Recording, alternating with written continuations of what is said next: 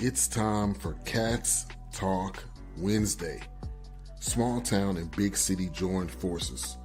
Vinny Hardy of Lynch, Kentucky, and Terry Brown of Louisville, Kentucky, team up to give you free-flowing, laid-back sports talk. Focus on Kentucky Wildcats, as well as pertinent information in the NBA, NFL, and Major League Baseball. Hey, that's what we try to do, that pertinent information. TB with the Aurora swag.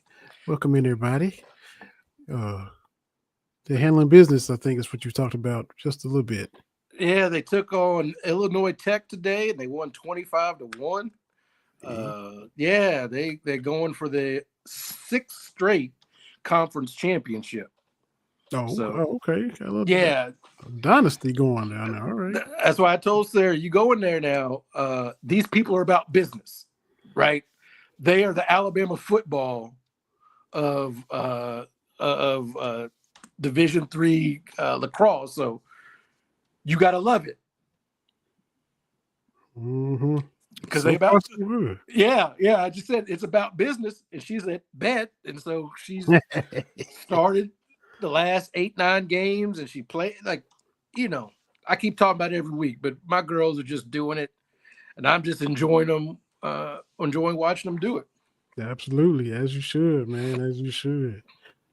We'll jump into more of that. We'll get into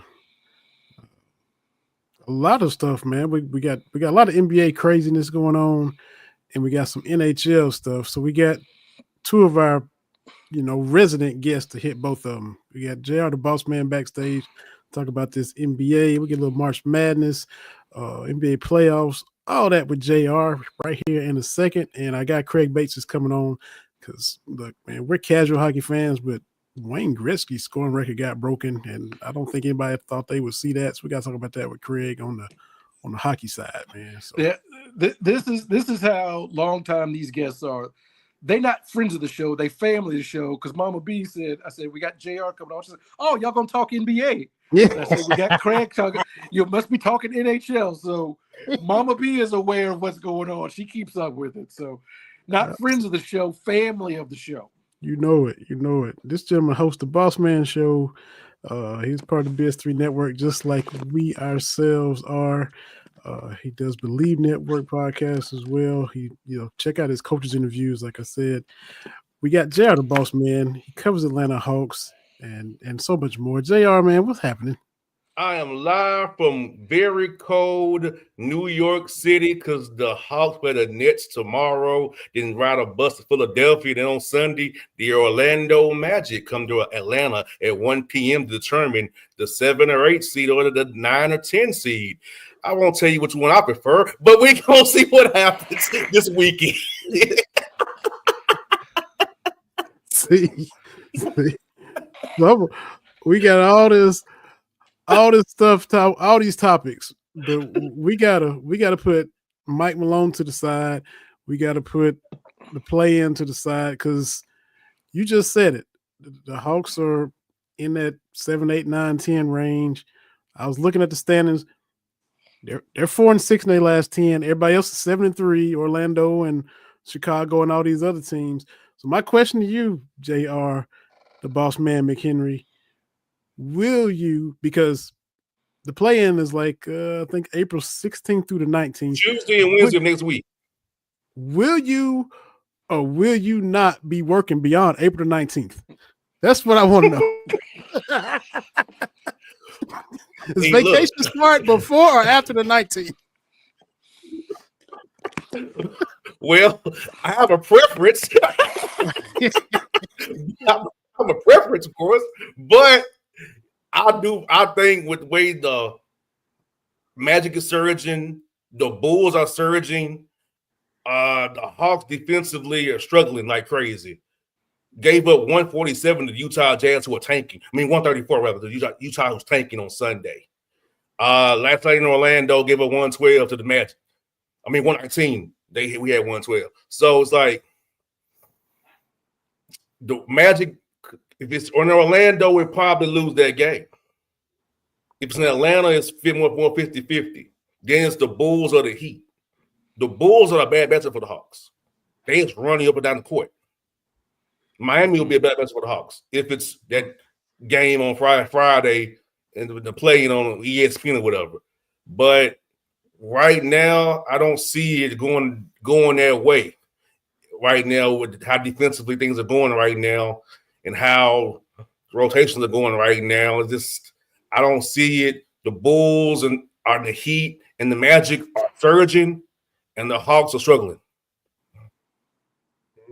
And look, I don't know. Maybe I'm wrong. Y'all might disagree, but with the way the season started, I'm surprised Orlando's in this position. Banchero got hurt, Suggs is out, or else they wouldn't even be down here. I don't think. What do y'all think? Their defense now, Orlando can't really score for crap, to be honest. But defensively, defense got them wins early in the year and kept them afloat while Banchero and Wagner were out. So to be in this position for them is good. They're healthy at the right time. Yeah. They're like even with the Bulls, they're gelling at the right time. It's Miami, they've gotten over the post-Butler hangover. They're gelling at the right time while Atlanta is struggling at the wrong time. It's just is the same story, different year, JR? Is that what we're saying?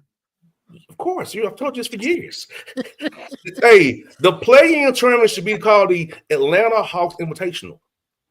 Either that or their first round games are always on NBA TV. NBA TV, yes. Like you forget that the Hawks or whoever they're playing, Hawks and the Hornets. You're like, what? That game, that series is 3-2.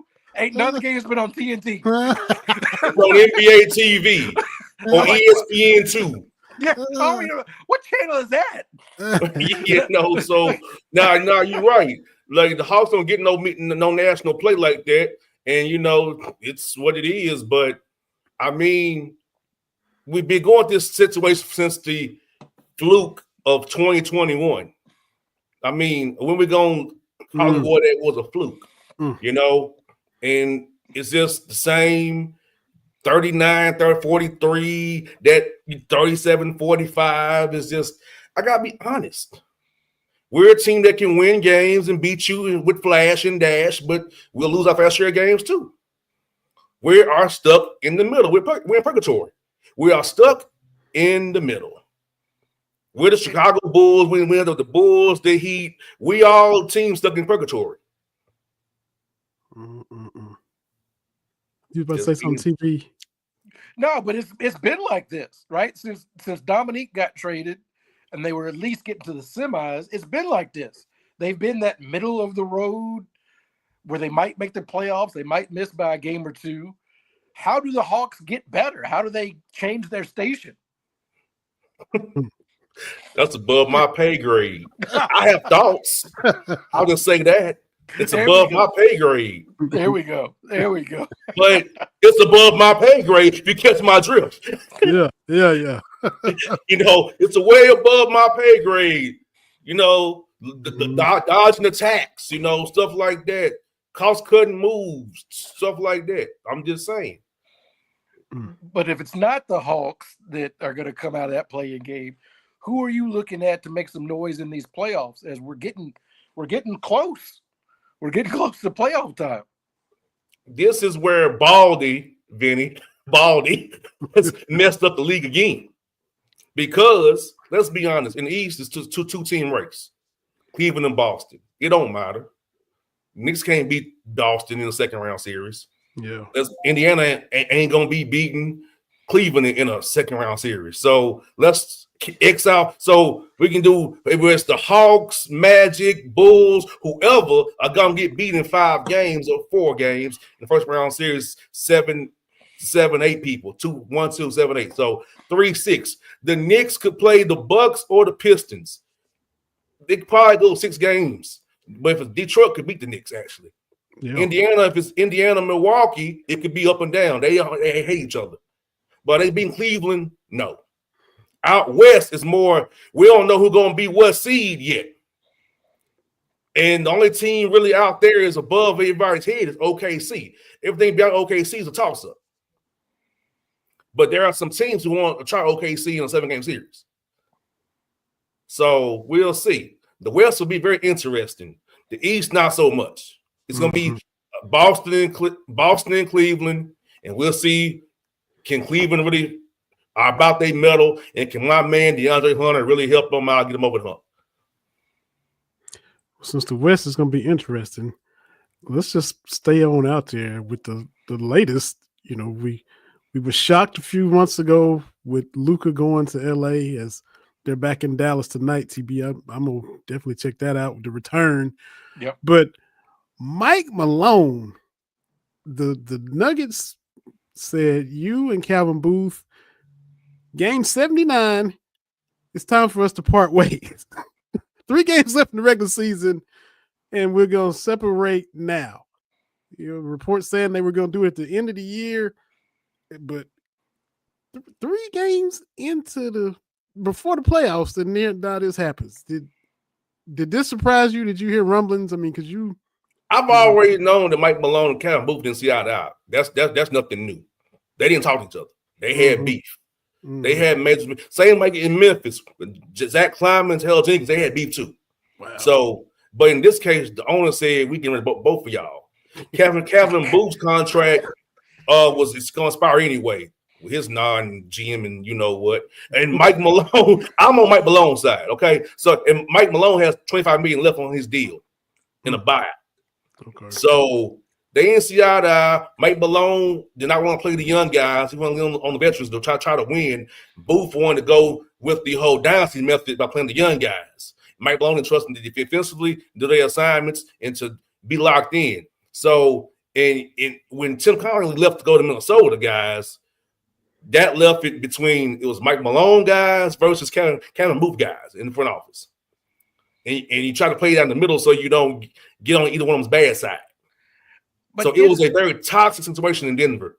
Isn't that hard to do, to win now and also plan for the future? You kind of have to do one or the other, right? Or can you do both? Golden State tried it and failed. That with all the young guys there, that's what I'm saying. It's like it's hard to, we got to win now, but also bring the young guys up to speed. Those two things don't usually gel. No, like the best I've seen do it right now is Vinny's Rockets and the Thunder. Now, do I think Vinny's Rockets is going to go far in the playoffs? I don't know. I don't know how they're going to play in 7-game series. How does a team say, Dylan Brooks, hey, dummy, shoot threes, and he'll do it. You know, or he'll not hit somebody in the like the WWE. You know, which is whatever. So, you just don't know, TB. And I'm like, the moves to make it right now, you'll find me in the year, cool. But I feel like you deserve to not uproot the team the way they did it. And Josh Kroenke said this was to give the team a reset. Sure.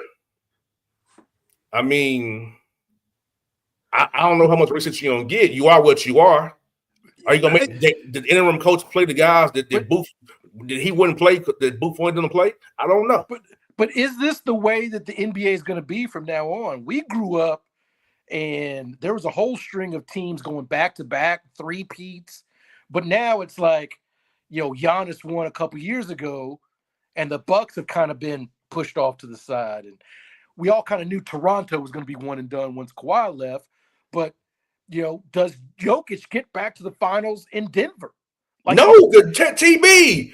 What caused them to let players go, TB? You know the answer to that. It's the apron. There you go. And that's what Ears wants. Ears wants parity. That ball no good jabroni wants parity. Baldy don't want nobody to have a dynasty. He wants to have dumb tournaments. He wants to have dumb leagues outside the country.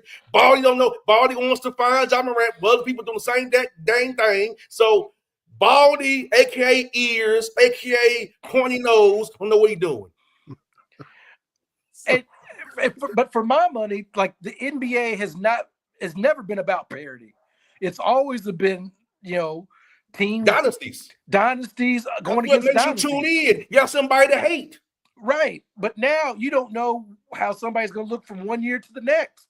Because TB, you can't keep your team together if they're good because of what?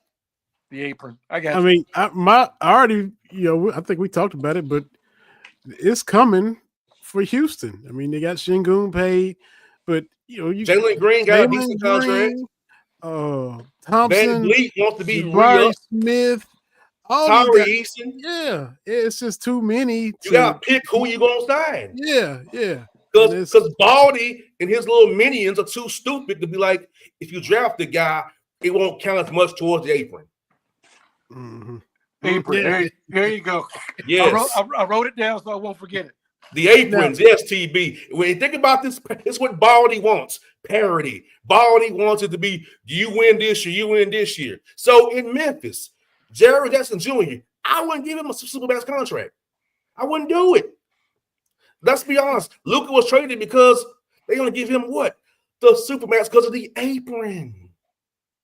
And it's so crazy because, again, this is not what the NBA does. The NFL can trot out whoever they want to, and people are going to watch. Like, people are going to watch the Super Bowl. It doesn't matter who's in it. But the NBA is so much about superstars and personalities and making it a parity league. That rubs me the wrong way. Hey, everything TGTB Baldy does rub me wrong. Everything Baldy does is wrong. The All-Star game was wrong. Yeah. And he actually admitted that. So TB and Vinny, they just made me the NBA commissioner. I have the league back the way he needs to be. We need a common sense person sitting up in there like, stop trying to be the NFL, right? And also stop trying to be European soccer too. Yeah. Because the tournament comes from European soccer, playing, relegation. I say he got these horrible ideas from. Yeah. But the NBA owners aren't going to let you relegate their teams. Like, what are we doing? That's my whole thing. They haven't checked them yet. You're trying to throw all this stuff against the wall to see what sticks, but that's not what the NBA is about. That's why viewership is down, TB. Yeah.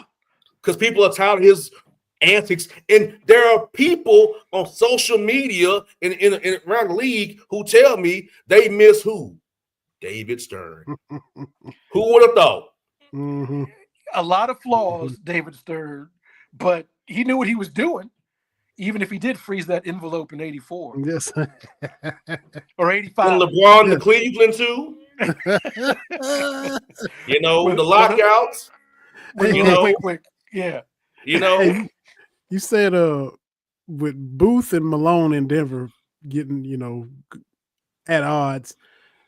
Whose idea was to bring in Russell Westbrook? So he's an older guy. Was that Booth? Was that Malone? Were they on the same page with that? Michael Malone, but Booth one gave him a player option in year 2. It was half and half. Malone wanted him, and Booth gave him a player option in year 2. Because when I saw him do that, I gave that a side eye. I'm like, they're bringing in Russ. They signed Dario Saric on play. Gave him player option 2. So that was the beginning of the end of me, because I was like, Russ, all the stats and everything he's done, that ain't gonna fit in with what they got going in Denver. What y'all thought about Russ? I was thinking about this the other day. I was seeing some highlights, and I'm like, he was great, but like the last 6 or 7 years, he's just been journeyman Russ. It just seemed like it was a big drop off. He hasn't realized he ain't who he used to be. He's kind of like Allen Iverson. Remember when he was in Memphis and Detroit? Yeah. Denver, yeah. He was still good there, but But yeah, he's just not what he used to be. He ain't realized it yet, to be honest. Did y'all see the meme after Shams broke the news about Malone getting fired? Like, the first reply was like Russ in a Grim Reaper outfit, and it was a Memphis door, the Rockets door, the Denver door, every team he'd been to, Yeah. Russ killing him. Russ put him to death. I saw that. Yeah, but he was a Malone guy. So on this one, it ain't on him. This one, it ain't on him. This time, he was a Malone guy. Now you got David Adelman, interim coach right now. Look, life is never fair, but they're using this, I guess, as an opportunity to give him a look. He's going to coach these last 3 games and then the playoffs. Is that even fair to him to like promote him into, here you go, Dave, let's see what you can do now? No, it's not fair. It's like, look, we want to get a clean break from Malone and Booth and David Edelman. You pick up the pieces, do what you can, and then we're gonna look around and see what we got out there. And in Memphis, I don't think I think the coach is going to be the coach in Memphis. He's paid 7 figures as assistant coach, Mr. Tomas Isolo, because Taylor Jenkins had to fire his whole staff. And Zach Kleiman, the GM, made him hire these people and gave some of them people 7-figure contracts. Who you think goes to Denver if it don't work for Edelman? Who you think might be the next coach? Hey, if I told you, I knew I'd be lying to you, brothers. I don't know. I can't tell you on that. I couldn't tell you. I know Phoenix may open. San Antonio, I don't think Pop's coming back, so that's an opening. I'm thinking the first thought I had was, Coach Bud kind of got Coach Budded in Milwaukee, won a title, get out of here. I was like, Phoenix might fire him to bring in Malone. That was my first thought. He might get Coach Budded again. Well, see, Malone can be picky. He got $25 million coming. He got 3 years, $25 million coming. He can be picky. He ain't got to jump right back in. But the fact that San Antonio, Miami, and Golden State are the only teams that had the same coach since COVID is wild. And a lot of championship coaches get put out. Yeah. Well, no, Billy Donovan too. He was in Chicago. Okay. Vogel out. Malone gone. Budenholzer gone. Only one Steve Kerr is left. Our guy is now. Our guy Dwayne Casey was winning Coach of the Year. He got get out. He fired for Nick Nurse. Yeah. Nurse ain't even with Toronto no more. He got gone. He in Philadelphia while they tanking. The top Sixers. Philadelphia feels like they've been tanking for 15 years. Yeah. Did you see that thing about Carmelo getting the Hall of Fame? I knew he was going to. But he has played more NBA games than Joel Embiid. The last however many years, since Embiid came into the league. And Carmelo hasn't played in 3 seasons. And they gave him and Paul George max contracts.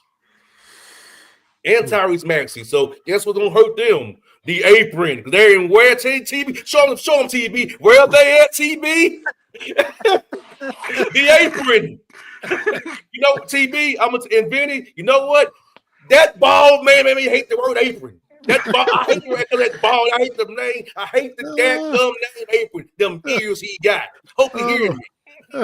But every time I see a meme or something on social media, Twitter mostly, like who came up with this system?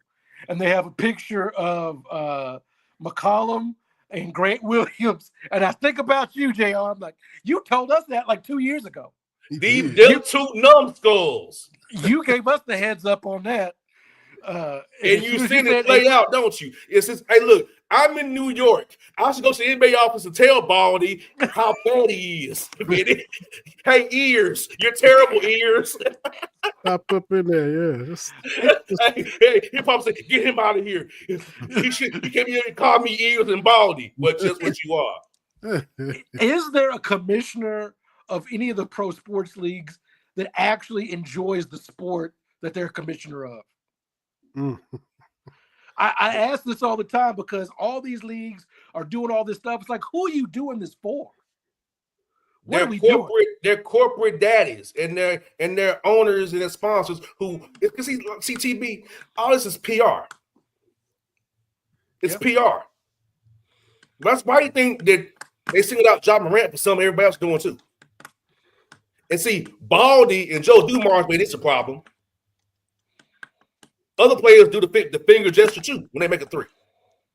But you find him, and where a TB and Vinny, where is this sorry blankety blank NBA PA defend Ja Morant? Where they at? They've been awfully quiet. CJ McCollum, Grant Williams, Jaren Jackson Jr., your daggum teammate, you fool. Why aren't you doing anything? Andre Iguodala, what are you doing? Why aren't you coming out to defend this man? Well, y'all scared of Baldy. And that's the thing too, is the MLB Players Association, hey, they cape up for everybody. Even if the player's in the wrong, we are not letting y'all set no precedent. They are quick to do it. Yeah. But the NBA, I don't know. It's been crickets, guys. It's clear as day. Hey, you gotta find everybody else who you'll find him. You can't single him out for doing the finger gun when everybody else doing it. See, for me, TB and Benny, right's right and wrong is wrong. He had something off the court. And let's be honest, he didn't break no law. He didn't break no laws in Colorado, and he break no law in Tennessee having a gun. It was PR that he gave you bad PR, so you suspended him. And then he did illegally. Y'all just didn't like it because it make you look good as a league. But you can't take an off the court issue unless you're on the court saying you can't do this, but everybody else can. You signaling dropping right out. It's not right. That's why I said I didn't like David Stern like that, but at least he was fair about certain things. Yeah. He didn't make it look like it's a clear difference in how you applying the rule to somebody. Like Baldy does. Now, having said that, I still think, John need to kind of straighten up, though. I mean, he out there tripping a little bit more than he should, especially fair or not, if the spotlight is on you already. Still, should it be uniform? Yeah. But should he adjust, though? Maybe so. It's my business, Benny. If you're going to find him, find everybody else. Yeah, I get that, too. You can't hold him to a standard you don't have everybody else to. That's my problem. Yeah. It can't be two different standards. I know he's done some shaky stuff that he shouldn't have done probably, but that'll happen off the court. You can't apply an off-court standard to the on-court gesture that other players, including your darling LeBron James, has done too. Austin Reeves was firing clips at Aaron Gordon at a game. And you didn't do anything about it, NBA. Right. Brandon Podjemski did it against the Lakers. You didn't do anything about it. That's why I stand where I know he's done some messed up stuff, but you can't have two different standards here. You gotta be fair across the board. Yeah, that's you right there. He is unboxing something over there. Yeah. I don't know what it is. I'm just out here straightening up my stuff so I can get a good shot in. So okay, my man is over there unboxing. He got the unboxing going on. He's got present for us. Maybe I don't know what he had. Getting Amazon drop-offs during the show. I mean, man, bro, hey, you better enjoy it while you can. These tariffs.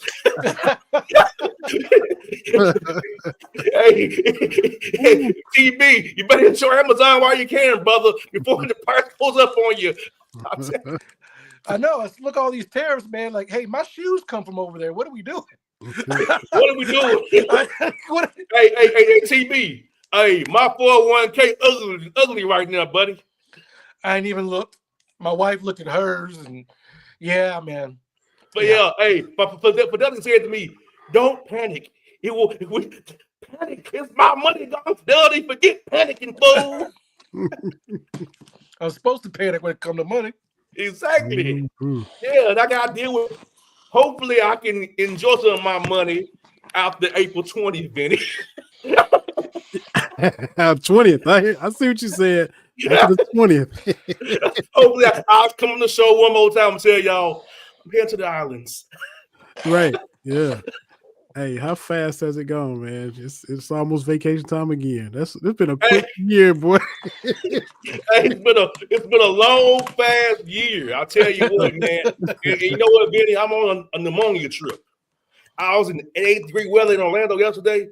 In New York, right now, it's 45 degrees. Hey, man, we was just up there a couple weeks ago, and the wife and kids got caught a flu strain on the way home, man. Them NYC germs they're on a different level up there, man. I still wear my mask up here, brother. Those germs wear Timbs and got black Air Forces. Yes, sir. They caught us slipping. They caught us slipping on the way home. Hey, man, let me ask y'all a question, though. If you're playing the Brooklyn Nets, If you stay in Manhattan or in Brooklyn, I'm just asking the question. If what now? If I'm playing, we say in Manhattan or you say in Brooklyn if you play the Nets. I like them both. I like I mean, being from the small town I'm from, I'm probably gonna stay in Manhattan because it's just. I mean, just pop across the bridge. Well, we walked the bridge. Never done that. We walked the Brooklyn Bridge the other day, man, and that was, I'm staying in Manhattan. I'm popping the bridge, and nothing against Brooklyn. I'm gonna stay in Manhattan. I just don't like to be on a bus for an hour. That's all. Heading to the Barclays Center. I'm just saying. There is that. But I am in a nice 5-star undisclosed hotel by Central Park. Yeah. That's where I'm at right now, but it's cold outside. I'm going to get me a New York City pizza after the show, get me a nice drink or something in the hotel room. But I love talking ball with the brothers on Cats Talk Wednesday. Hey, we appreciate you, man. Hey, and excellent interview with former Cat, current Wofford coach Dwight Perry before the tournament started too, man. I listened to that, and it was great hearing y'all chop it up. Of course, you interviewed all the coaches, but I'll definitely enjoy hearing Dwight, man. That was good stuff, man. That's my guy, man. Where he comes to Atlanta and recruit all the time. We go hang out. We have nice dinners and have nice chats. That's like my brother on the air, man. We bring our conversations offline to online and do it the best we can, Benny. Like I said, man, I try to give people close they can to March Madness. I know it's a lot of coaching changes going on, so we'll start talking to new coaches here really soon. But I'm gonna put out a challenge, Benny, to these coaches. When you get a big job, don't forget who the boss man was when you wasn't big. There are some coaches who won the other night. Forgot who forgot he was his old school. Come on my show. Oh, he gets to this garbage. Forgets who his boy is. Oh wow! But the other coaches do it too. So I'm like, he was cool. He was the mid major. Then he gets the power four. You forget who had your back when you were nobody. Acting kind of bronzy instead of gold, ain't we? That's why I'll be like, some of these dudes they get fired. I be like, you had it coming. That's karma. That's the boss man show karma, Benny. That's the boss man. Hey, there's some coaches who forgot who they supposed to be cool with, who got fired. I was like, that's what you get. That's the show karma. Right. Hey, the barber show karma always works, Benny. Yeah, they should keep on making time, man. Just because you get a big job, And it'd be funny, bro. Text don't come in no more. The emails don't get answered no more. Like when you was at the manager school, hey, it's all good. Yeah. And then you get to the big school, you be like, I ain't got no time, or go to this SID and do this and do that. I still can't. Brand new. Hey, brand new. I text y'all, coach. He didn't hit me back, but I wish I don't want because you're my guys. I won't put the karma on Team Kentucky yet. Well, we appreciate that. I'll give him one more year to answer my texts and emails. We appreciate you, man. I won't put the karma on you yet, Benny. All right. We appreciate it. Man, stay warm up there in NYC.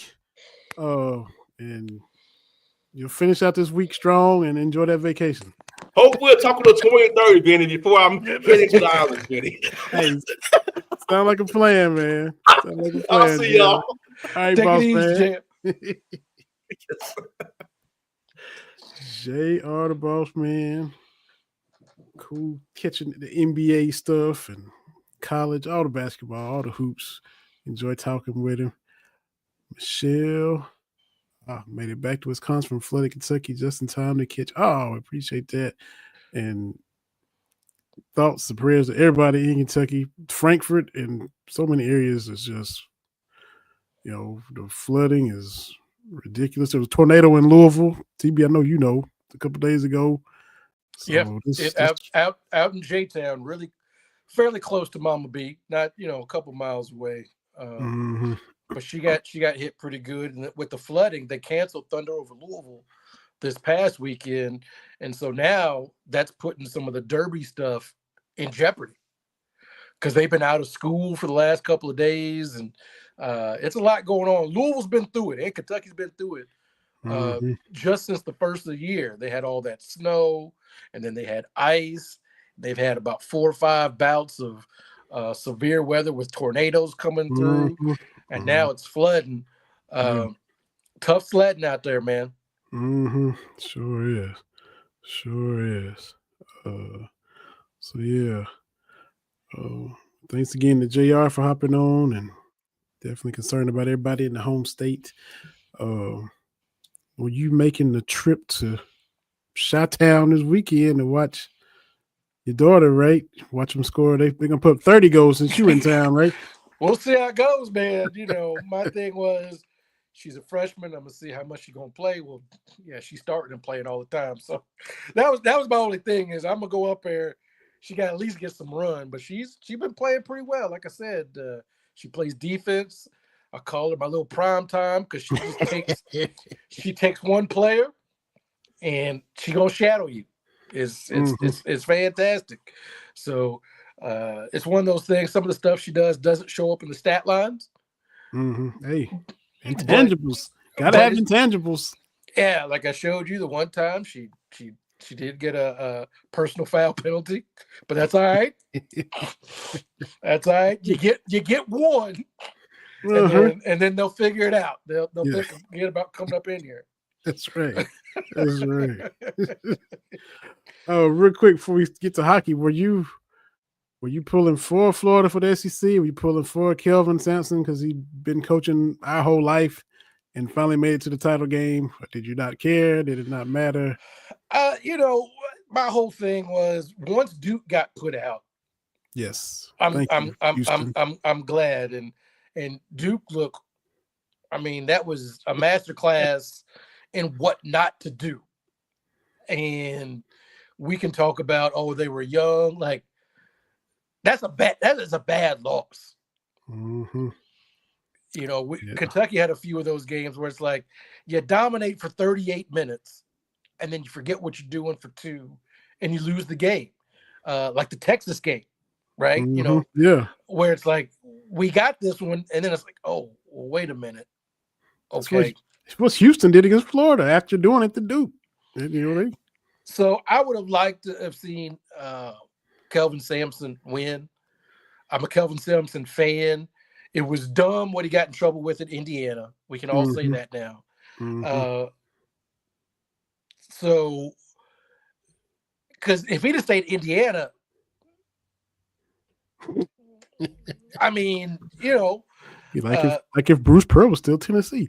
Oh, yeah. Maybe they would have made a Final Four. Sorry, Craig. I know we got a volunteer coming on here in a minute. Sorry, whoops. But I want to see Kelvin Sampson. But Florida, I got no problem with Florida. They're really the only other school in the SEC to take basketball halfway seriously. Yeah. Going to the 94 Final Four and then 99 and then, when the 2000 title game. Yeah. Oh yeah. 2000 title game. That's what it was. 2000 title game. And then they got the Joakim Noah bunch. So Florida is I got no problem with them.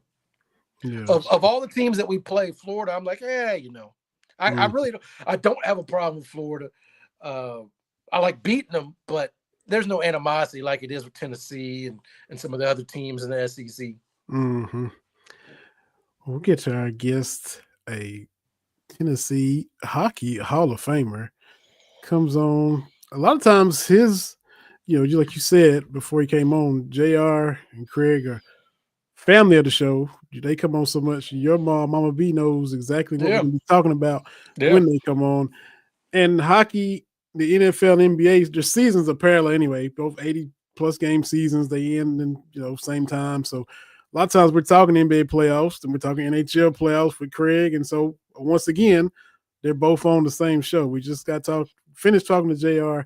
We bring our guy Craig Bates on, owner of the Fangear Barn in Oak Ridge, Tennessee as well. Got to get back down there in person.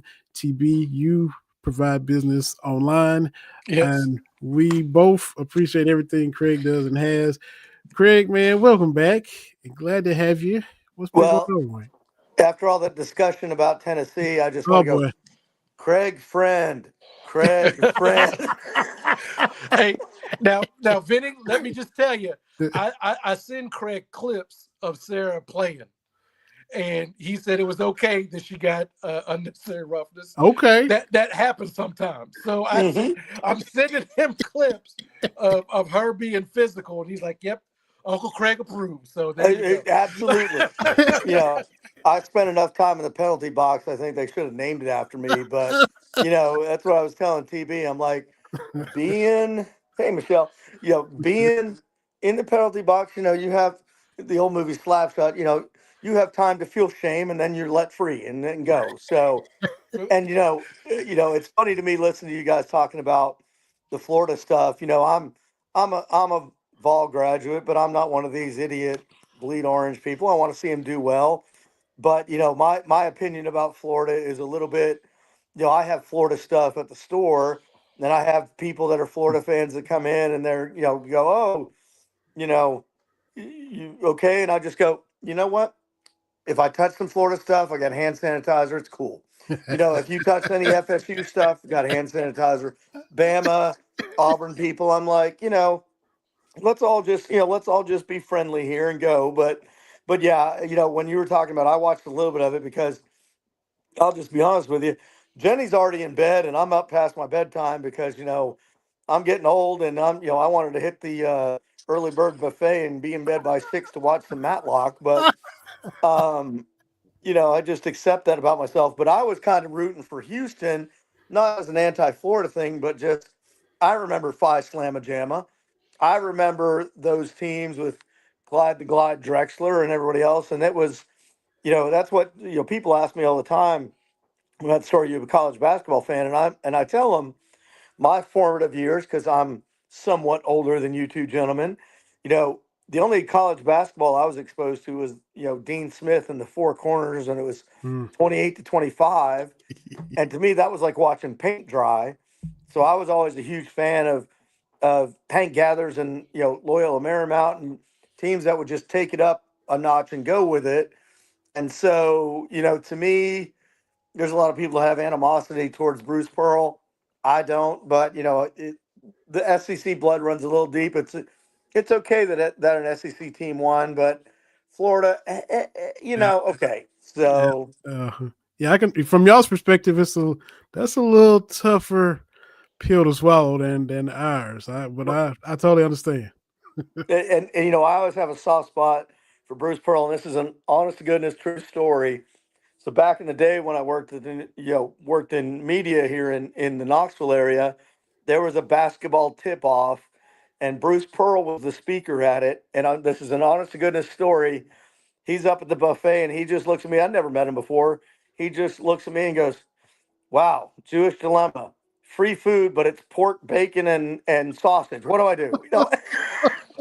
And I just told him, I said, "Coach, that's a great line." And he just started laughing and he ate it. So I've always had just a soft spot because that was he didn't know me I was just somebody at this thing, and he just, he needed somebody to throw the line at. So I'm like, "Hey, good line, Coach. I like that one. That was pretty funny." So, I mean, to me, as Jenny's always talked about all the stories that I have from all the trade shows and things that I've done, that's one of the stories in my arsenal. But yeah, I mean, to me now it's, hockey playoffs are coming up, NBA playoffs are coming up, and so this is, this to me is the most wonderful time of the year, just because everything's, almost every sport, even NFL, dominates thing with the draft coming up. But to me, this is some of the best times because playoff hockey, just like when we had the World Cup, we had the Four Nations.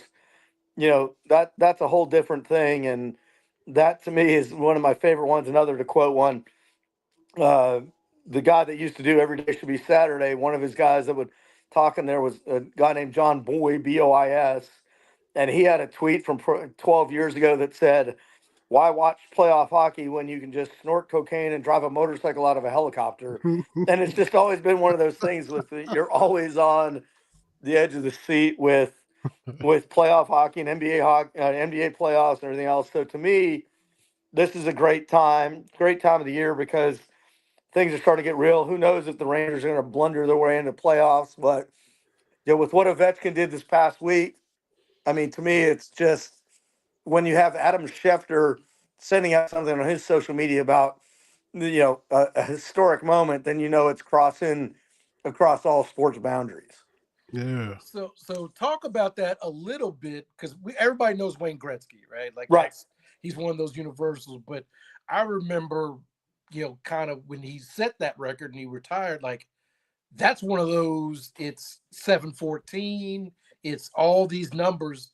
It's Wilt Chamberlain's averaging 60 points a game. It's the 56 hit streak by DiMaggio. Mm-hmm. It's John Wooden winning all those titles in a row, and Steph Curry having a 3-point record. Cal Ripken playing 1,000,000 games in a row. Yeah, 2,132 plus games. Mm-hmm. But what I think is interesting about it, and when I've had this discussion with people at the store, hockey people, that record was one that, like you said, DB, wasn't going to be matched. The one that will not be matched is Gretzky's assist record. There was a stat for a long time where even if he had scored no goals, Gretzky would still be the all-time points leader in the NHL on assists alone. So, I mean, it's one that I don't know if you guys watched his speech when he was on the ice there after Ovechkin broke the record, but he talked about records are made to be broken, and for me, what I've always liked and the way I parallel it is Wayne Gretzky beat Gordie Howe's record. As we've talked about before, there's the old hockey expression of a Gordie Howe hat trick, which is a goal, an assist, and a fight in the same game. That they still call that a Gordie Howe hat trick now. And Gretz wasn't that way. He wasn't a fighter. He wasn't a big guy. Ovechkin, now they haven't been keeping this stat in the NHL forever, but not only does he have the goal record, but he's actually number 3 all time in hits in NHL history. And so he was more to me like Gordie Howe was. Gordie Howe would knock you down. He would throw an elbow. He'd score a goal. He'd stand up for people. And one of the things for Ovi is that he's always had that physical part of his game. Mm-hmm. And, he's always been, big, broad-shouldered, Russian guy that can get in there and muck it up a little bit. And so he's more, to me, like a Gordie Howe than Gretzky is. Gretzky will always still be the greatest. I don't care what Letterkenny or anybody says. Yeah. Gretz is always number one just because he did things that people, when we talk about the untouchable records, the one that I think is the most untouchable record. So in the old days of the NHL, it didn't happen until late 60s, early 70s, where the record was nobody had scored 50 goals in 50 games. That was, kind of one of those untouchable records. Mike Bossy did.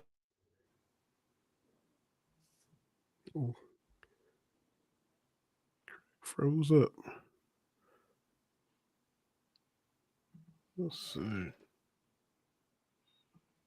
When he gets on a streak, there's a chance for them to do that. But that, to me, is an unbelievable. And in the last game when he needed to get 50, he scored 4 or 5 goals.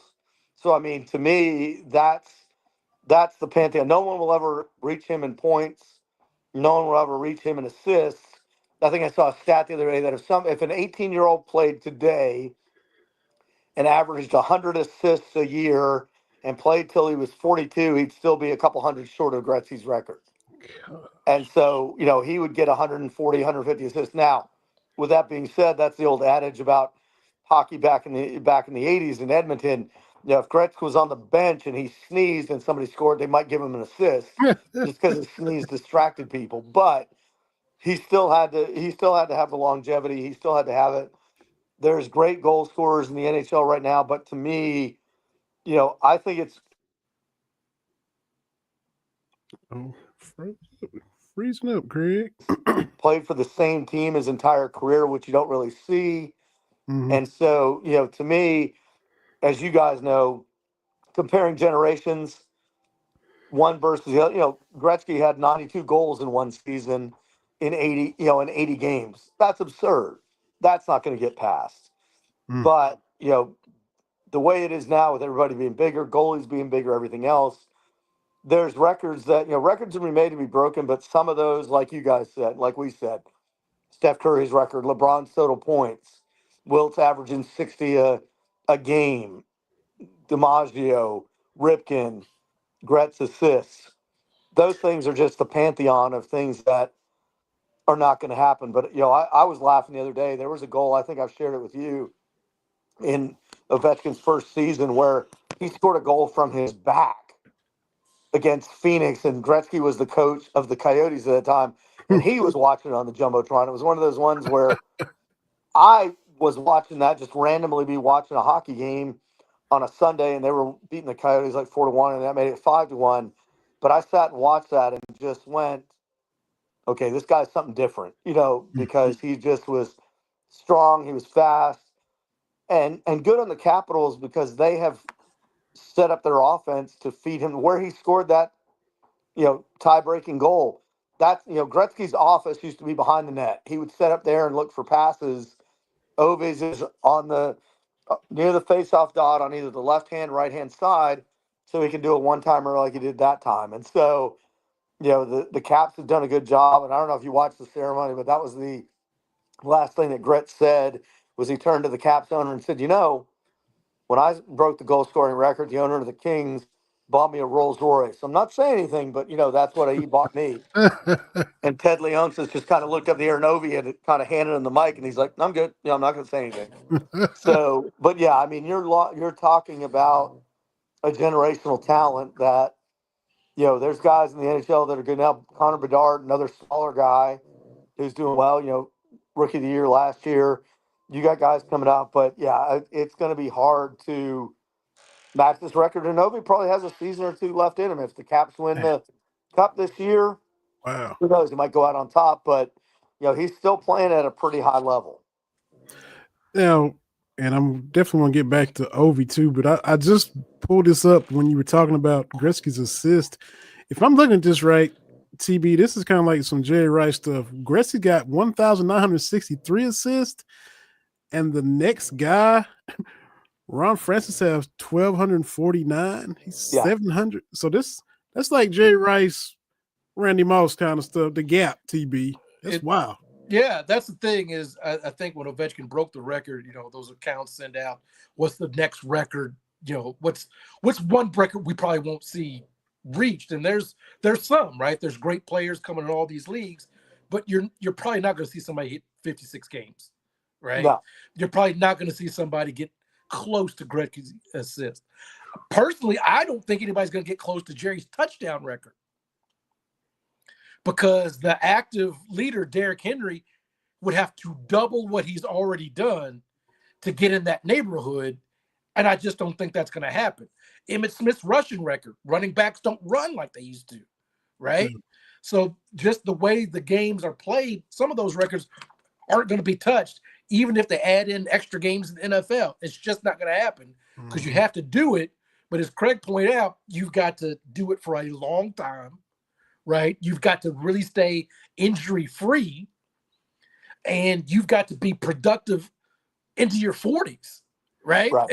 And how many people can do that at those positions? A lot of and the money's to the point where you get a couple contracts, and you good, you get out where you can still walk. Guys don't play it, it's so, hey, I've got my money, I've won a title, I'm out. I'm not going to keep just beating myself to death, they used to kind of do. And that's one of my favorite things when you're talking about longevity stuff is going back and showing our youngest son, Nathan and Luke and everybody else that, how the NFL used to be. I have at the store, I have a Billy Sims signed jersey, and I still remember Billy Sims karate kicking one of the guys from the Oilers when he tried to tackle him. I mean, you do that now, you're suspended for 12. I mean, what was that Antonio Brown that did that? The poor Browns punter and got in trouble. And, you see these guys now, and, that's when people talk about, how the NFL is not like it used to be. That's not necessarily a bad thing when you see Earl Campbell, who can't walk. Some of these guys that are just, I mean, they look like they give their bodies up for all this stuff. Mm-hmm. And, and I don't begrudge a guy who, there's guys that want to go for that record like Ovi and other players in different sports. But again, you got to get to the point where you're just like, I want to be able to walk around with my kids when I'm 65, and Earl Yeah. Campbell's making sausages and stuff like that, and good for him. But I mean, poor man's quality of life, Yeah. and that's what there's all the people that live in the past with this stuff. I mean, I remember hockey in the '70s when it was, the team, Vinny knows, the Knoxville Ice Bears that are here in Knoxville playing the lowest level hockey. And I explain to people, none of these guys are going to make the NHL. They've Mhm. had one guy in that league make it as a goalie. And, the hockey here is more like the old adage of, I went to a fight and a hockey game broke out. And, Mhm. it's the games, to your point, TV, the game has changed.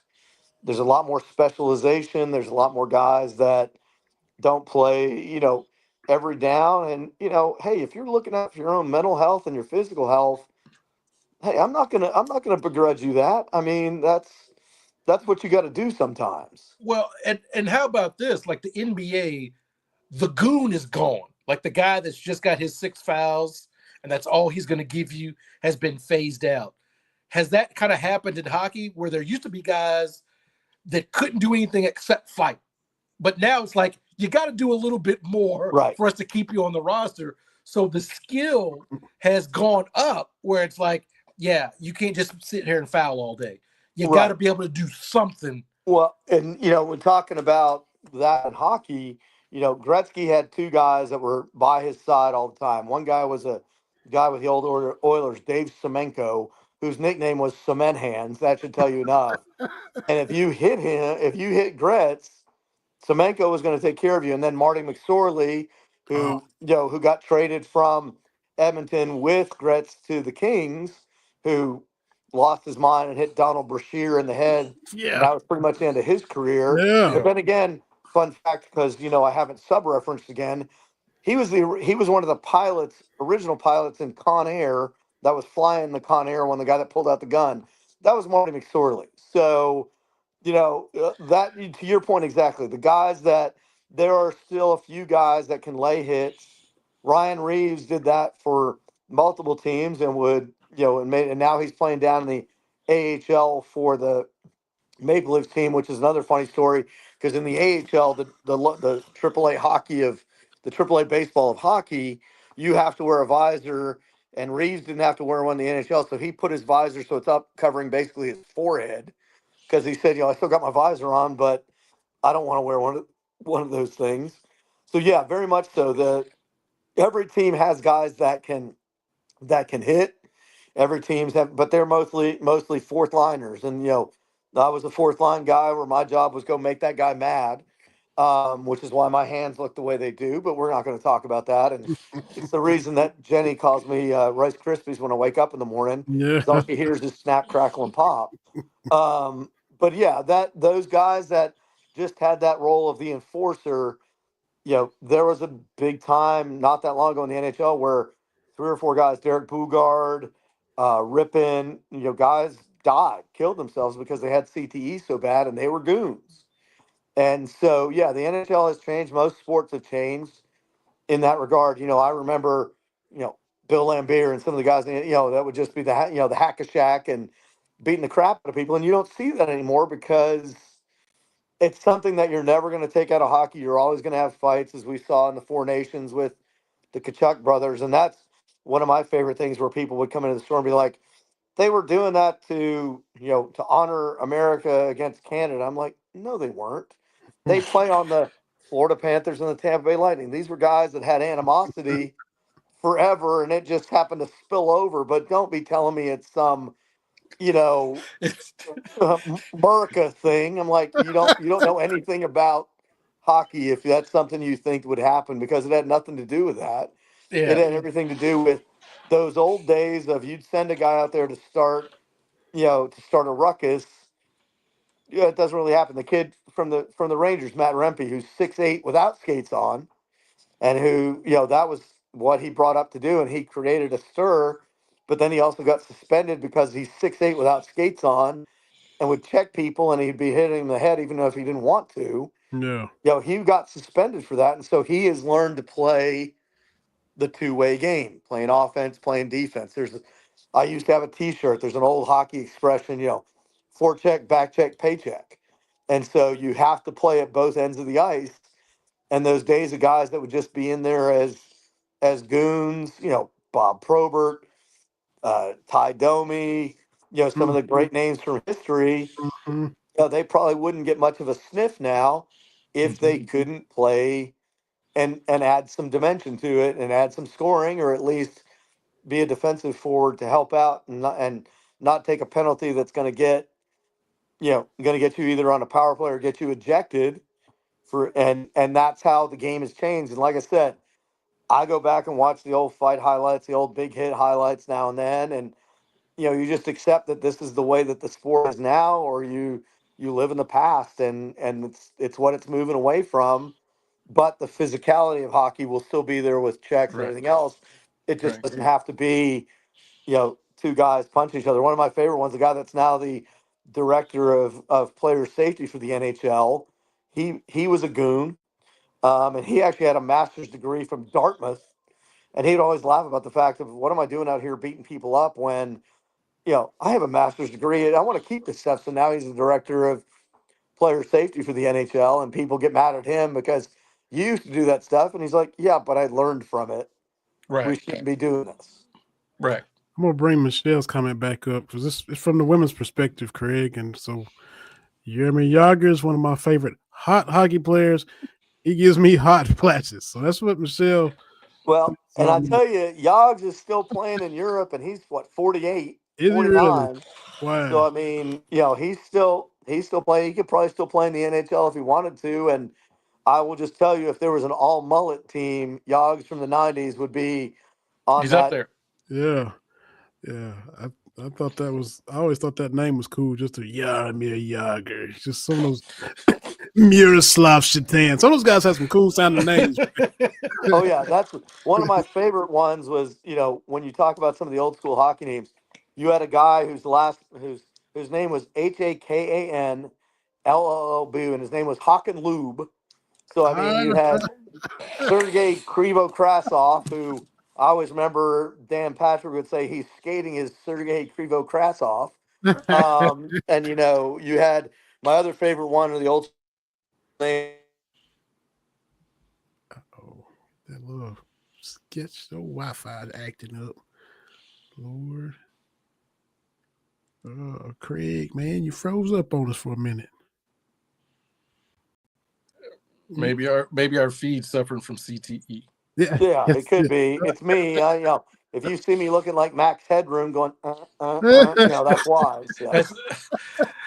That's a dated reference that'll get the kids. The kids will be Max Headroom.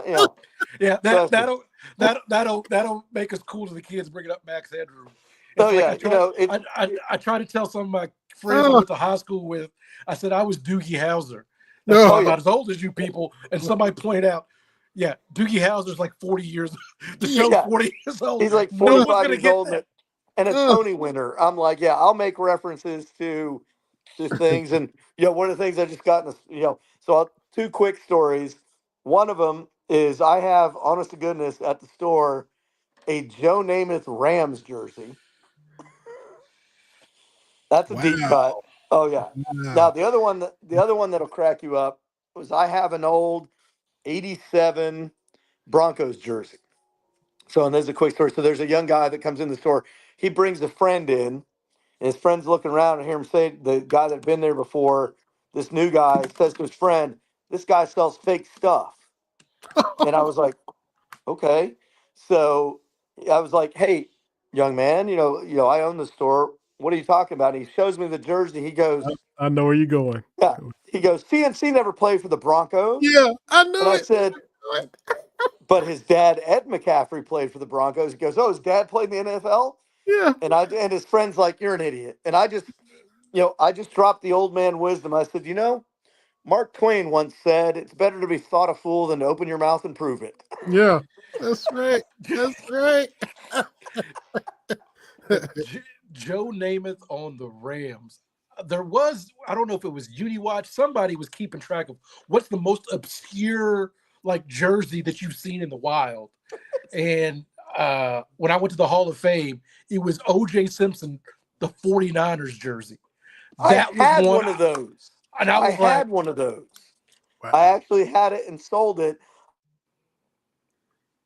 Uh-oh. Well, Had I'm glad you don't have it because I can't have a O.J. Simpson jersey in my house. I don't think my Kate would appreciate an O.J. Simpson jersey. Yeah, no, not a good idea. Yeah, that would just No. be not a good idea. But yeah, that's what, as I've told, Vinny's been to the store, and Terry, TB, you've heard me talk about the store.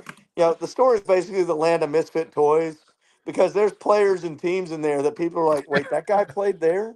And I'm like, oh yeah, he played there. It's just there's guys that you forget. Franco Harris with the Seahawks. Yeah. Tony Dorsett with the Broncos. Mm-hmm. There's jerseys that look like a crime against nature. I mean, hey, I had a Seahawks Jerry Rice jersey, so I can't say much. TB, go and get your credit card out, TB. Come on now. I decided a long time ago after I had spent way too much money on the authentic Jerry Rice jersey, and then 2 years later he's in Oakland. I was like, I can't. Yeah, I can't. Just no. I can't do it. That's why I try not to get current players because you don't know how this is going to go. Right. No, you can't do it anymore. It was funny because my mom was going through some stuff because we keep, my dad's stuff that he had squirreled away. We keep finding stuff. I tell people, one of the things I found is they made a limited edition Bozo the Clown bobblehead. My dad had 7 of them. And so one of the things we found was a bunch of old Rangers jerseys from the 90s. And this will tell you how my dad was. He bought a jersey, guy got traded. Bought another jersey, guy got traded. He picked a player that he didn't like and bought that jersey. And sure enough, within a year, he was traded. My dad was like, my work here is done. My work here is done. And see, that's where I am. I was like, I guess was that 98 when I bought it. Yeah, I was like, it's Jerry Rice, right? Like, he's good to go. He's going to retire here until he didn't. Yeah. So now I'm just buying all the Browns that play for the 49ers. Yeah, that's they, what it, well, they got a T Brown this year. So I'm hoping he's got a T Brown because I'm going to get that one. The other one that's obscure is I have a number 9 Carolina Panthers jersey. Is that Rodney Peete? No, that would, everybody thinks it's Bryce Young. That's a Matt Corral jersey. Whoa. From the that was just an Ole Miss. The dude that was an old. He didn't even make it out of preseason, and they made a jersey for him with the Panthers. So of course, like everything else that's random and obscure, it's sitting at the barn, and people are like, "That's a Bryce Young." I was like, "Oh no, it's not. It's a Matt Corral." Could have sat here for 1,000 years. I never would have came up with Matt Corral. No. And that's the best thing is when you see like, oh, okay, when you see the person who was like before the person, like who was number 80 on the 49ers before Jerry Rice, right? Right. Like that's one of those things. It's like, well, who's that guy? Like, surprise. I have a game worn Chargers jersey that's 89 and it's not Wes Chandler. So I mean it's some guy that was there before Wes Chandler. And that's my favorite part is just now that my favorite one I got in there is, and it's just funny in its own right. It's a Jets jersey. It is not only is it a Jets jersey, it's a 5XL Jets jersey that someone paid to get customized. Number 3 on the sleeve, sewn jersey, and the last name on the nameplate says Bobby. All I've said is everybody thinks that Josh Heupel looks like Bobby from King of the Hill. I'm just going to send it to him.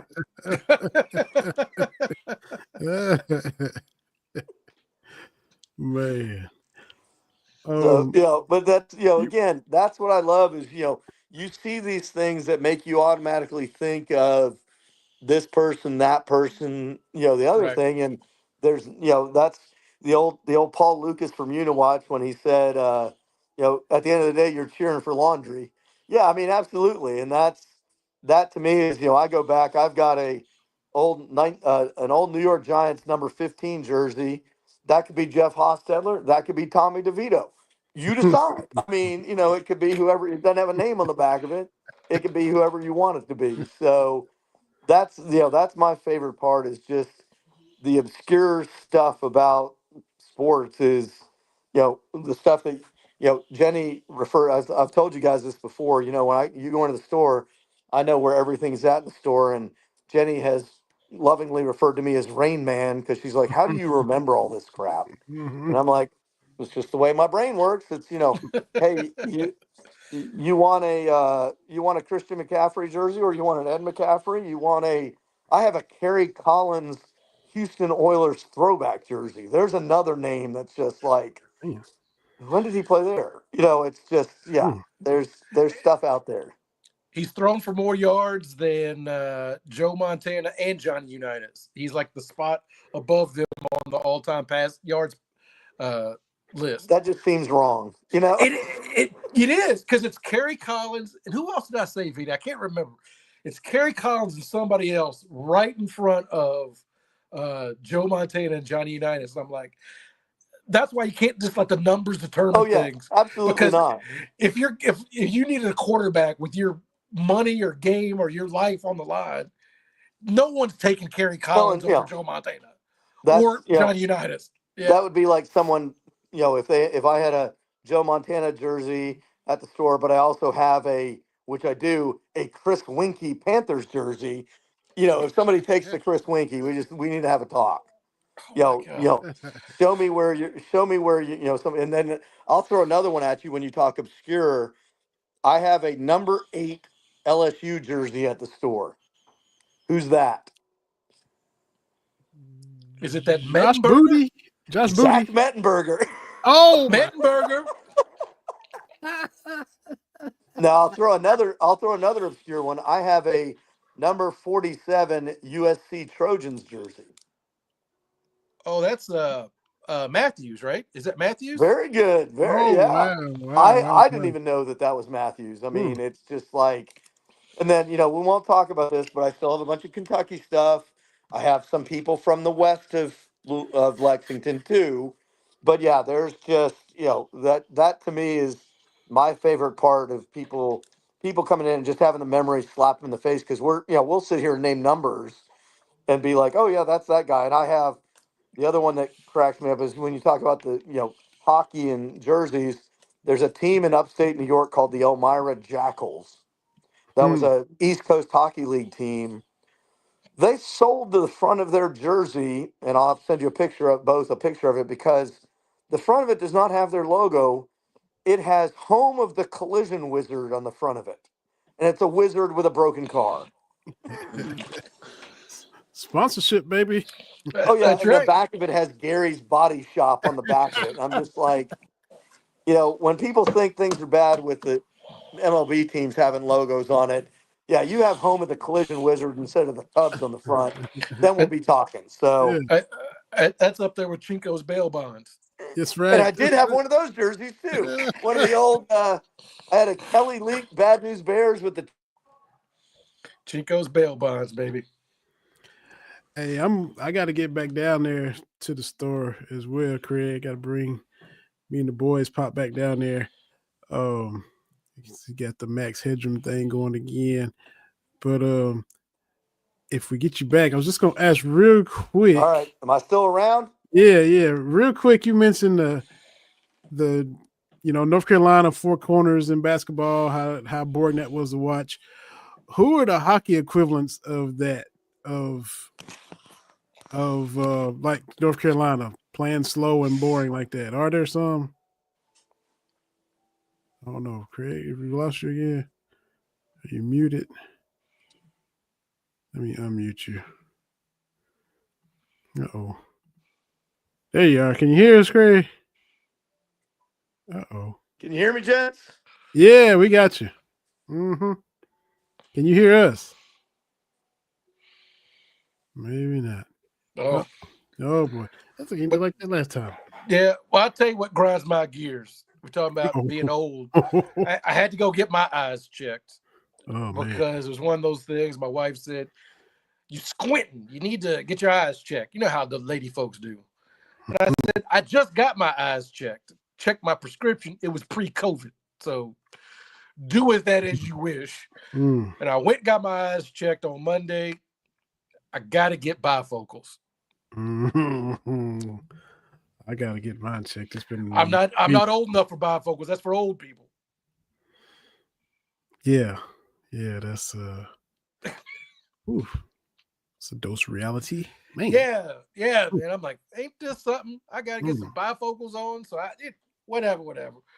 I'm an old man now. I embrace it. Yeah, I go to eat early and I go to bed early. I used to just stay up just to stay up. Like how about finish watching this?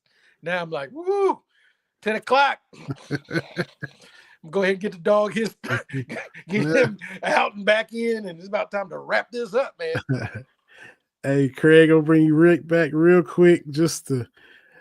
Yeah, again, I think since the first time I was on here, I made a Beano Cook reference, and I think every time the internet gods just want me to do that, I tell them I can hear them. That's right. So that's what it was. And 10 o'clock, that's brave, TB.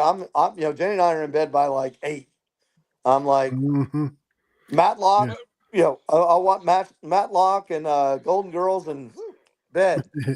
Well, the good thing is being in the central time zone, I'm not impacted by those late nights and late starts anymore. So that's the good thing about being in the central time zone. Like it ain't quite that bad.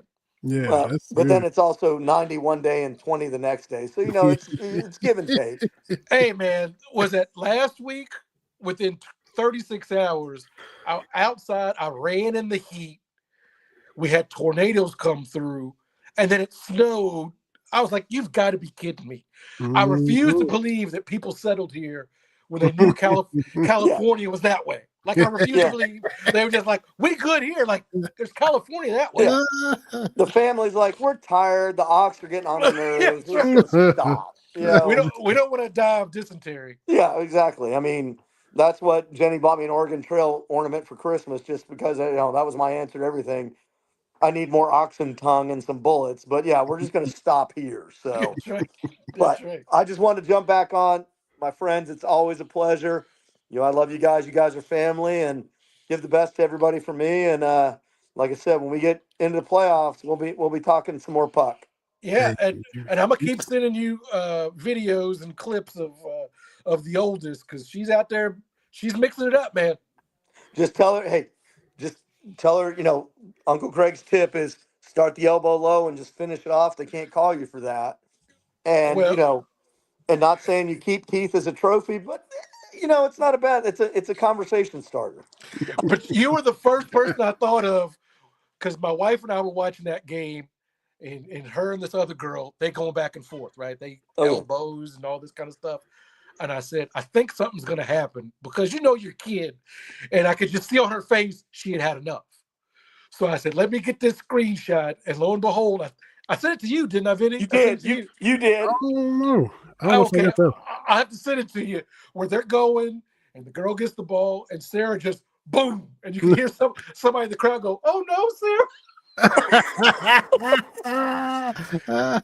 If I'd have been there, I'd have been like, "Yes, baby." Oh yeah. Well, that's when Luke finished up his travel hockey season, and everybody would always give me a hard time because he's got better hands and more speed than I do. And when Jenny and I would do the clock at the games, all the referees who know me would come over and go by number 13. He sure didn't learn that from you. I'm like, thanks, I got it, which is true.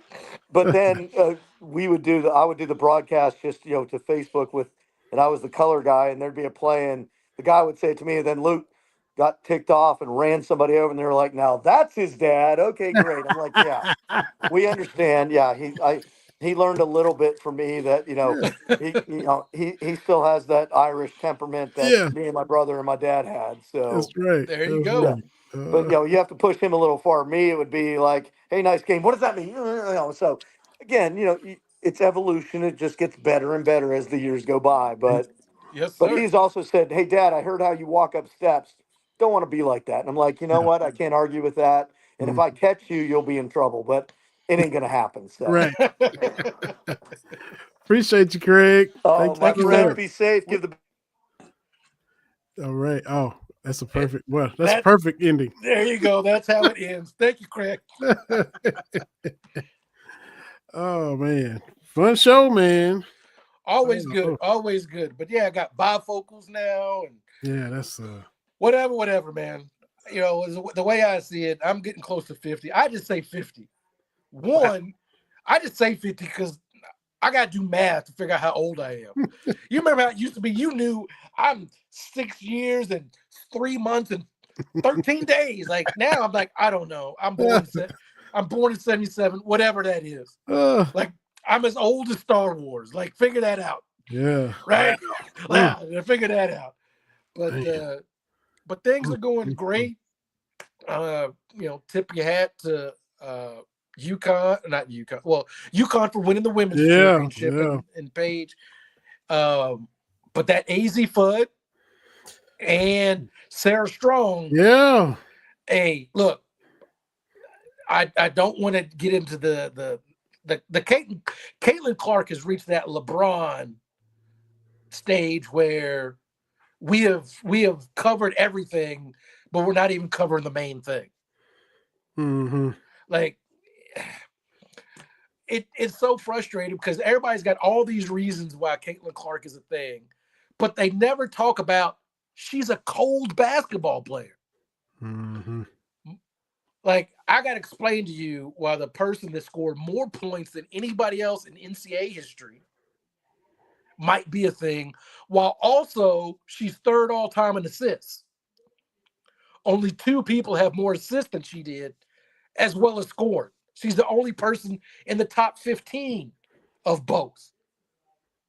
That girl's cold. But I tip my hat to UConn and to Gino. Yeah. Good for them.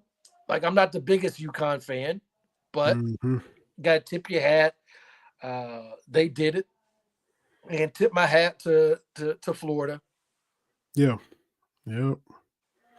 Absolutely. So and now we got to watch the transfer portal. Yeah.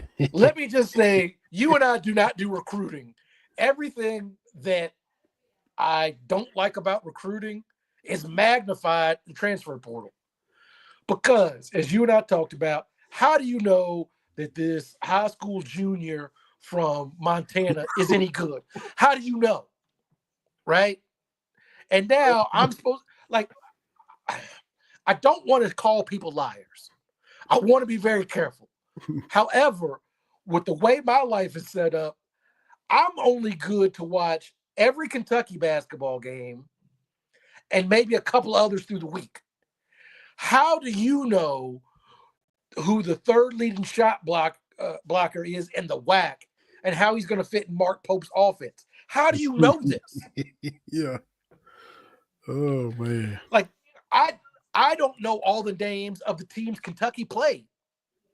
How do you know these people's names? Yeah. Well, you don't know so-and-so and so-and-so the play. No, I don't know who played for Washington State. I don't. I don't know that. And there's 1,000, 2,000 kids in the transfer portal. They can't all come to Kentucky. Yeah, that's right. Like, you know, sometimes a miss is a miss, but you have to keep it moving. Yeah. And what happened? A week ago, people trying to run Mark Pope out of town. And it's like the season just ended. Yeah. We've literally at that point not even had the Final Four yet. Mm-hmm. This is not the time to panic.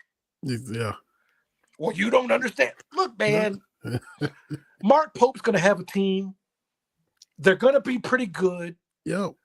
I'm not worried about it. And now, 3 or 4 days later, Coach Cody dropped them Figure. Figure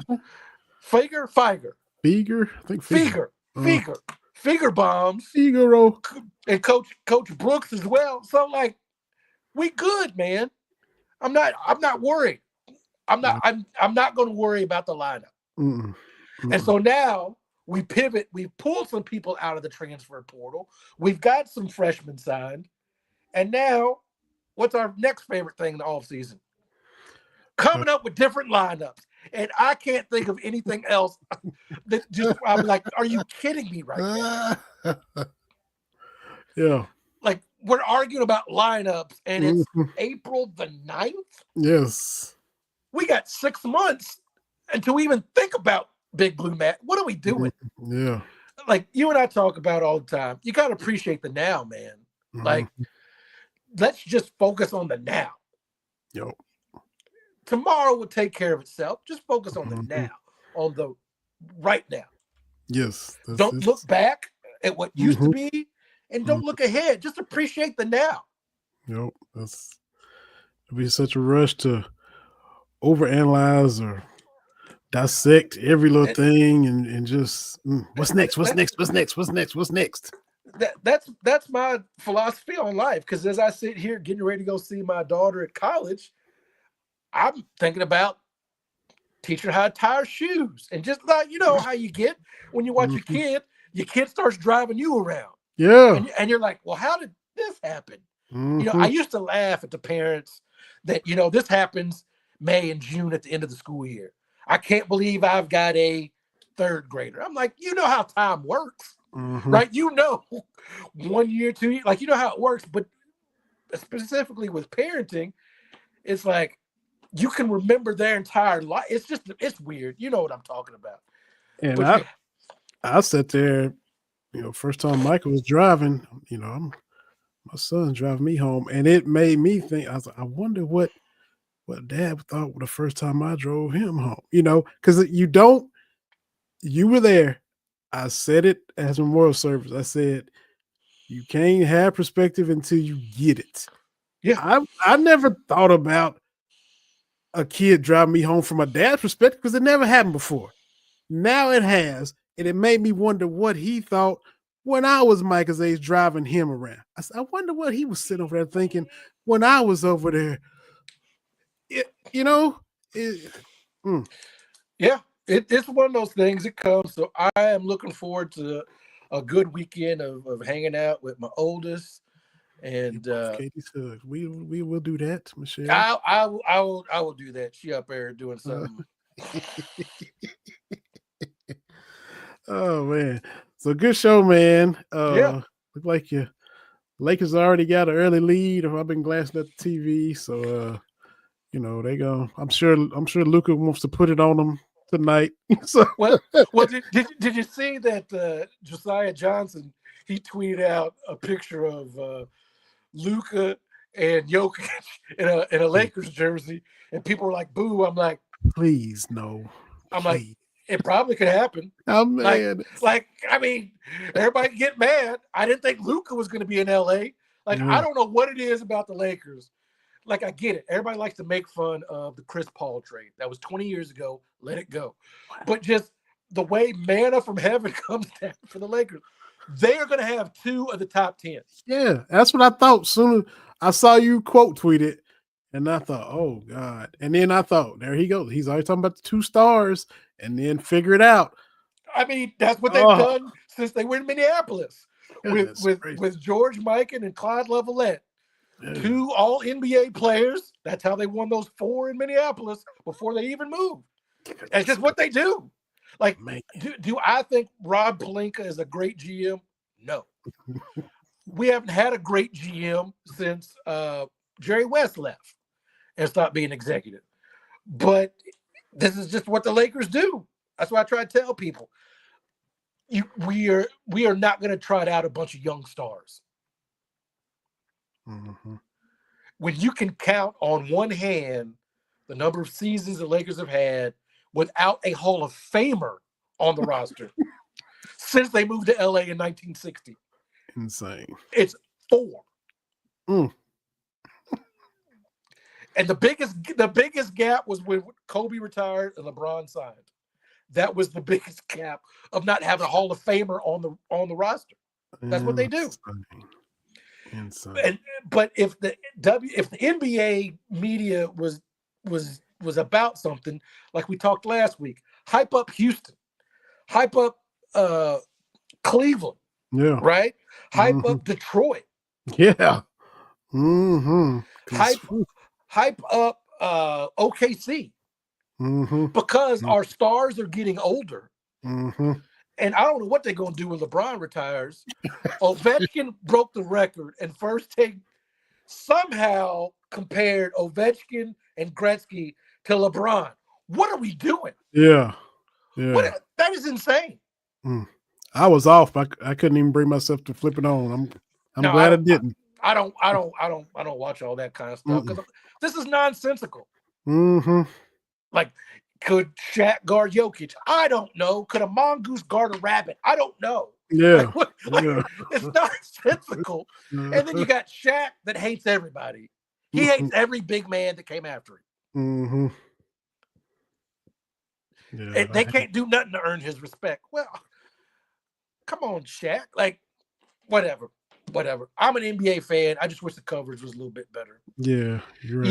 Even if we have to, this is for JR, worry about the apron. The chalkboard making his Cats Talk Wednesday debut, boy. I had to do that for JR. I love it, man. Great show, y'all. Yeah. Appreciate you. Thank you, TB. Thanks to JR, the boss man, Craig Bates, Michelle jumping in the comments. Yeah. Appreciate it all. Look, the episodes are archived on BS3 Network. You can go to Roku and add the channel. You can watch. It's on YouTube, live here on Twitter and Facebook. So I think you listen on Spotify. Whatever you want to do, we appreciate it. And we'll be here. Be back next Wednesday. And, not talking Portal, but hey, we'll find something to talk about. I'm sure we will. Yeah. So till next time, tell your Katie hello. And yes, sir. We'll see y'all next week. Cats Talk Wednesday. TB and Vinny, we out. See y'all next week now.